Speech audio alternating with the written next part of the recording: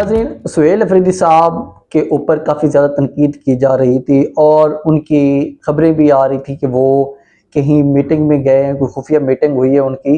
तो इस सारे मामले पे अब उन्होंने अपनी खामोशी ख़त्म कर दी है और उन्होंने बहुत बड़े बड़े ऐलानात कर दिए।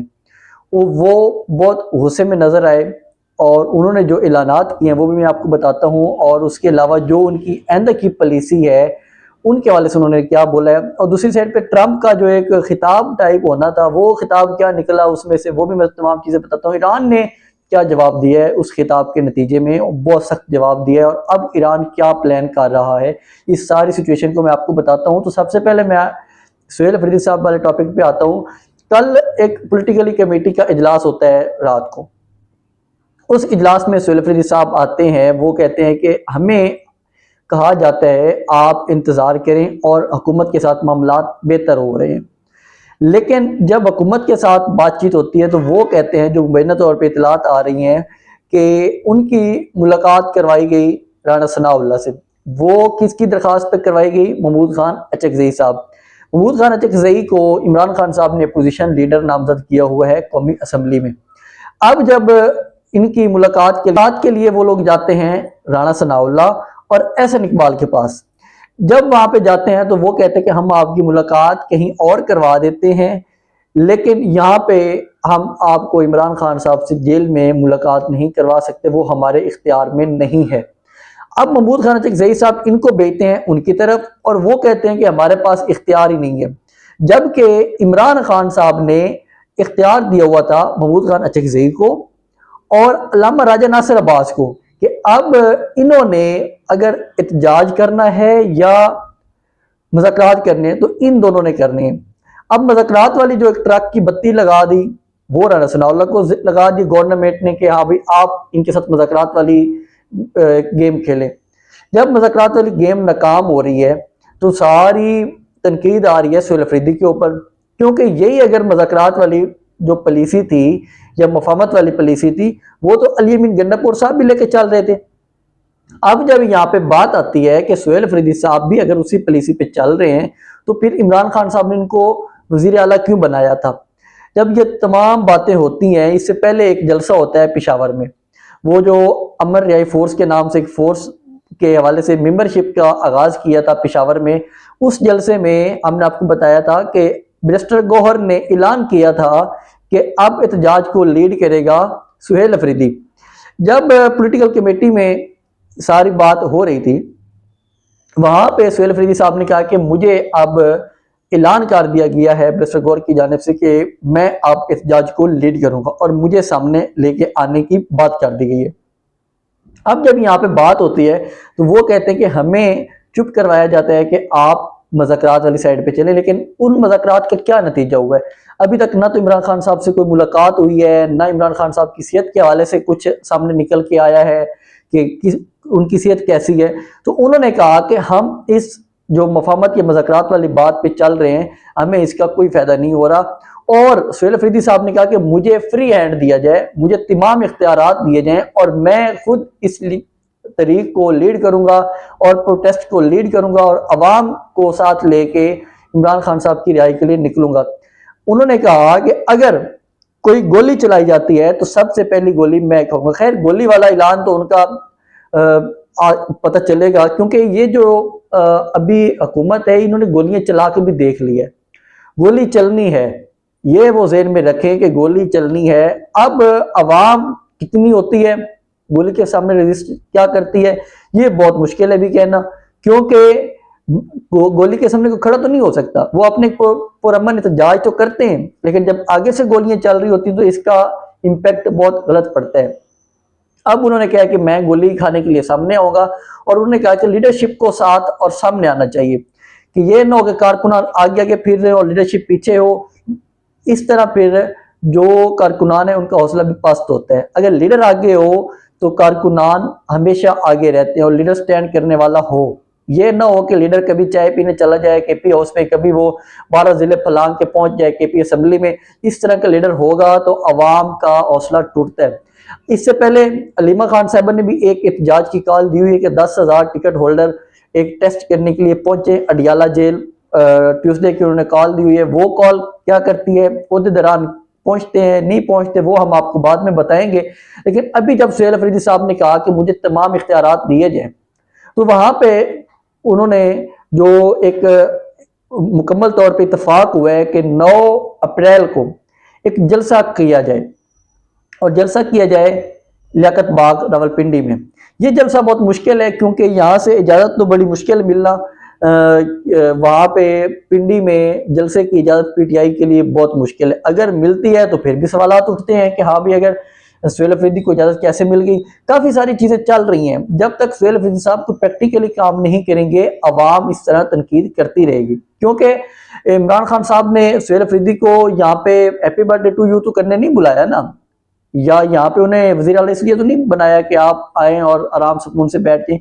अगर यही मामलात हुकूमत के साथ जब ये बैठते हैं तो उन्हें कहें कि भाई जिस बंदे ने मुझे मैंडेट दिया है उस बंदे से मेरी मुलाकात करवाएंगे तो फिर मैं आपको फाइनल चीजें बताऊंगा। वहां पे तो इस तरह की कोई बातें होती नहीं है। वो कहते हैं मैं अंदर वाली बातें आपको बताता नहीं हूँ। और काफी सारी चीजें ऐसी हैं कि जो जहां से अवाम का शक बढ़ता जाता है कि ये भी कंप्रोमाइज हो चुके हैं, क्योंकि काफी सारी लीडरशिप कंप्रोमाइज थी जिसमें अभी अब ना कहीं नजर आते हैं। जो एक इससे पहले सेनेट के बने हुए थे अपोजिशन लीडर, वो कहाँ पे हैं। उसके अलावा मुख्तलिफ लॉबी करते थे सब लोग कि मुझे अपोजिशन लीडर बनाया जाए, सारे गायब हैं, कोई भी अभी सामने नहीं आ रहा। माह रमजान में एक मीटिंग हुई थी, तब भी जुनैद अकबर साहब ने कहा था कि ये लोग जब ताकत में होते हैं तो हमारे गले को पड़ते हैं और जब कमजोर होते हैं फिर हमारे पाँव को पकड़ते हैं। अभी उनके ऊपर क्राइसिस चल रहा है। उन्होंने ये प्लान किया है जो पीटीआई ने कि हम अवाम को बताएं कि ये क्राइसिस क्यों पैदा हो रहा है, इस क्राइसिस को कैसे रोका जा सकता था। लेकिन अभी तक इस हवाले से कोई इन्होंने अमली कदम नहीं उठाया। जब अमली कदम उठाएंगे तब भी अवाम को पता चलेगा कि वाकई ये कोई अमली कदम उठाने की तरफ जा रहे हैं। सिर्फ ऐलानात की हद तक तो बहुत बड़े बड़े ऐलान अली अमीन गंडापुर साहब ने किए थे। उन्होंने गोली भी खा ली थी, उन्होंने कफन भी अपना सिलवा के रख लिया होता, कफन भी पहन के निकलते थे। लेकिन अवाम इस तरह की चीजों से अब आगे जा चुकी है। वो कहती है मैं प्रैक्टिकली करके दिखाए। ये जब निकलेंगे, जब कोई प्रॉपर एक मुकम्मल मैकेनिज्म होगा इनके पास, तो अवाम इनके साथ आएगी। अवाम क्यों नहीं आएगी इनके साथ? और यहाँ पे सबसे ज्यादा जो केपी की आवाम है वहां पे वो तो हमेशा निकलते हैं, सामने आते हैं। पंजाब थोड़ा बुज़दिल भी है, पंजाब में लोग डरते भी हैं और ये थोड़ा कहते हैं कि हमें सुकून से मिल जाए, पकी पकाई देगी ये खाने के लिए बैठे होते हैं। पंजाब की सिचुएशन बहुत डिफरेंट है, यहाँ पे थोड़ी फस्तायत भी ज्यादा है, यहाँ पे मारधार भी थोड़ी ज्यादा होती है और केपीके में सिचुएशन अलग है। हाँ, अगर केपीके से एक अवाम आए जिसको लीड करने वाला कोई अच्छा और स्टैंड करने वाला लीडर हो तो फिर पिंडी की अवाम भी साथ दे सकती है, इस्लामाबाद की अवाम पहले भी साथ देती रही है। तो देखेंगे ये क्या इनका अगला लाएअमल होता है और ये क्या प्लान लेके चलते हैं। दूसरी साइड पे 28वीं तरमीम के हवाले से काफी ज्यादा बातें हो रही हैं कि 28वीं तरमीम को लेके अब फिर कुछ ना कुछ खिचड़ी पकना शुरू हो गई है। क्योंकि एक साइड से सुहेल अफरीदी साहब ये अपने एहतजाज की तरफ आवाम को रखेंगे और दूसरी साइड पे मौलाना फजल रहमान से मुलाकातें चल रही हैं। बिलावल भुट्टो साहब की कुछ ये इतलात आ रही हैं कि वो सिर्फ बातें चल रही हैं कश्मीर और गिलगित के इलेक्शन की, लेकिन सिर्फ कश्मीर और गिलगित का इलेक्शन वाली बात नहीं है। यहाँ पे बात 28वीं तरमीम के हवाले से लाजमी होनी है, क्योंकि ये जो ताकतवर हलकों के नज़दीक रहने वाले सहाफ़ी हैं वो बार बार कह रहे हैं, और जो फैसल वाडा जो थे वो भी बार बार कहते हैं कि 28वीं तरमीम होनी है और इनसे सुबह से इख्तियारात काफ़ी हद तक वापस लिए जाएंगे। क्योंकि सुबह में करप्शन बहुत ज़्यादा होती है, जिस वजह से वफाक का मानना है, वफाक भी कमी नहीं करता, लेकिन ये उनका मानना है कि वहाँ पे हमारे पास से सारा पैसा निकल के चला जाता है सुबह में और सुबह कुछ करते नहीं है, सारी बात आ जाती है वफाक के ऊपर। तो इस मामले में भी 28वीं तरमीम के हवाले से भी हो सकता है कि इनको फिर एक लालच दिया गया हो भुट्टो साहब को कि आप वज़ीर आज़म बनाएंगे और आप इस 28वीं तरमीम को दोबारा एक्टिव करवाएं और ये वाली तरमीम हो जाएगी तो उसके बाद फिर आप ही वज़ीर आज़म हैं। और जब वज़ीर आज़म आप हो जाएंगे, वज़ीर आला यहाँ पे मरियम नवाज साहब हैं और वज़ीर आला हो जाएगा बिलावल भुट्टो साहब, बिलावल भुट्टो साहब हो जाएंगे वज़ीर आला वज़ीर आज़म। तो उसके बाद सब कुछ ओके ओके हो जाएगा। तो ये चीज़ें जो इनकी एक प्लानिंग जो अवाम बार बार करती रहती है, बताती रहती है कि ये वाली इनकी प्लानिंग है, और इनके सीनियर रहनुमा भी बताते हैं कि ये प्लानिंग हुई थी, और इसी वजह से जो पीपल पार्टी थी उसने सपोर्ट किया था PMN को। उसके अलावा जो इनका एक है कि अगर मौलाना फजल रहमान साथ नहीं आते तो फिर क्या होगा, तरमीम तो फिर भी हो जाएगी। वो कैसे? क्योंकि मौलाना फजल रहमान साहब अपने एक आध बंदा भेज देते हैं और पीछे बयानात शुरू कर देते हैं कि हमारे साथ इस बंदे ने ये कर दिया, हमारे साथ इस बंदे ने वो कर दिया। अच्छा, इमरान खान साहब की पार्टी का तो चलो सिंबल का इशू है, इनकी पार्टी का क्या सिंबल का इशू है? जब इनका बंदा लोटा होता है तो वो ना तो उनको कोई नोटिस होता है और वो फिर उसी तरह असेंबली में भेज रहा होता है, और जो मौलाना फजल रहमान साहब है वो उसी तरह उस बंदे के साथ दोबारा भी चल रहे होते हैं।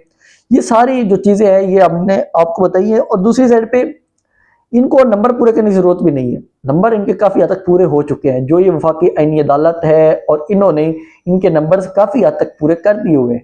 अब उनको सिर्फ क्या जरूरत है, एक वैलिडेशन के फजल रहमान साहब, क्योंकि वो भी अपने हिस्सा ले रहे होते हैं इस सिस्टम से, तो उनके पास एक अवामी ताकत भी है, स्ट्रीट पावर भी है, तो वो चाहते हैं कि वो उनको हम ऑन बोर्ड रख लें।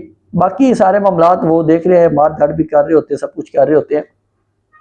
ट्रंप ने एक खिताब हो रहा था ट्रंप का, उसके हवाले से बहुत बड़ी बात हो रही थी। उस खिताब में क्या निकले, खोदा पहाड़ और निकला चूहा। किताब में सारी वही बातें ट्रंप ने दुरा के रख दी हैं कि मैं बड़ा अच्छा इंसान हूं और मेरे अलावा यहाँ पे सब कुछ बकवास है। दूसरी साइड में वो कहते हैं कि मुज़ाकरात जो हो रहे हैं, ईरान भीख मांग रहा है मुज़ाकरात के, ईरान ने कहा हम तो इनसे बात ही नहीं करना चाहते, और ये हमें कह रहे हैं कि हम इनसे भीख मांग रहे हैं। वो कहते हैं हम इनसे बात भी नहीं करना चाह रहे। अपना एयरमस को उन्होंने कहा कि हमें तो अपने एयरमस की जरूरत ही नहीं है, जिनको जरूरत है वो जाएं खुलवाएं, हमारे साथ जो लोग नहीं मिलके चले उनके लिए हम क्यों अपने आप को कुर्बान करें। यहाँ से जब ये खिताब नहीं हुआ था, अवाम बड़ा कह रही थी कि हो सकता है कि ट्रंप बहुत बड़ा फैसला कर ले और कुछ शऊर वाली बात है और ये जंग खत्म कर ले। लेकिन अभी वो कह रहे हैं कि हम इनको और भी मारेंगे, इनके ऊपर और सख्त अटैक करेंगे, और अगले 2 से 3 हफ्ते ट्रंप ने जंग चलने का इंदिया दिया है। जैसे ट्रंप ने ये बात की, स्टॉक मार्केट एकदम से कोलैप्स हो गई कि जब इन्होंने कहा कि दोबारा 2-3 हफ्ते जंग चलने का खदशा है। इधर से पाकिस्तान वाले जो हुकूमत है ये भी रेडी हो गई कि अगर 2-3 हफ्ते चलनी है, तो अब जो इतलात आ रही हैं और खबरें गर्दिश कर रही हैं कि 100 रुपया फिर बढ़ाने की तरफ जा रहे हैं पेट्रोल को। ये जंग जहाँ पे हो रही है वहाँ पे तो पेट्रोल बढ़ ही नहीं रहा, ना डीजल बढ़ रहा है।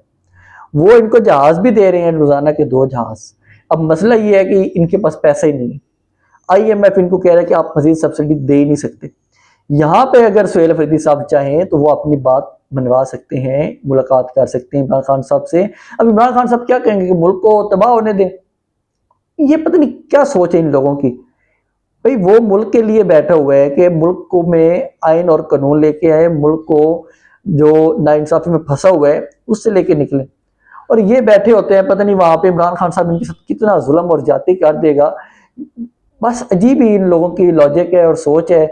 उसके अलावा जो ट्रंप जब ये खिताब कर रहा था अपना और कह रहा था कि हमने ईरान की फोर्सेस सारी तबाह कर दी हैं, ईरान की एयरफोर्स जो मतलब वो फिजाई मिसाइल अटैक्स करते हैं हमने वो तबाह कर दिए, उनकी नेवी तबाह कर दी, बैरियर तबाह कर दी, सब कुछ तबाह कर दिया। अभी वो खिताब कर ही रहा था, ईरान ने एक अटैक करना शुरू कर दिया। ईरान ने जो सख्त तरीन अटैक किए हैं, ईरान ने क्या कि ये ले हमारी, ये आप कह रहे थे कि मिसाइल भी ख़त्म हो गए हैं, हमारा सब कुछ ख़त्म हो गए, आ जाए फिर ये दोबारा हमने अटैक कर दिए। ये सिचुएशन आसानी से नहीं संभलने वाली। पाकिस्तान अपनी जगह पे कोशिश कर रहा है कि हम किसी न किसी तरह इस चीज़ को हल करवाएं, लेकिन ये अभी तक इतनी जल्दी हल नहीं होने वाला।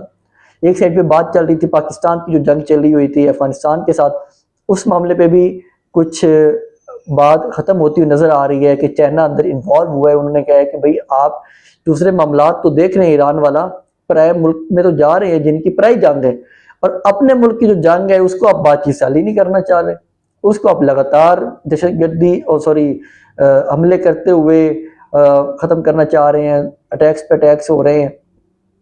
तो ये चीज़ें जो चल रही हैं, तो उसमें उन्होंने कहा कि आप इस मामले को हल करें, फिर हमारे पास आएँ और फिर हम इस चीज़ को देखेंगे।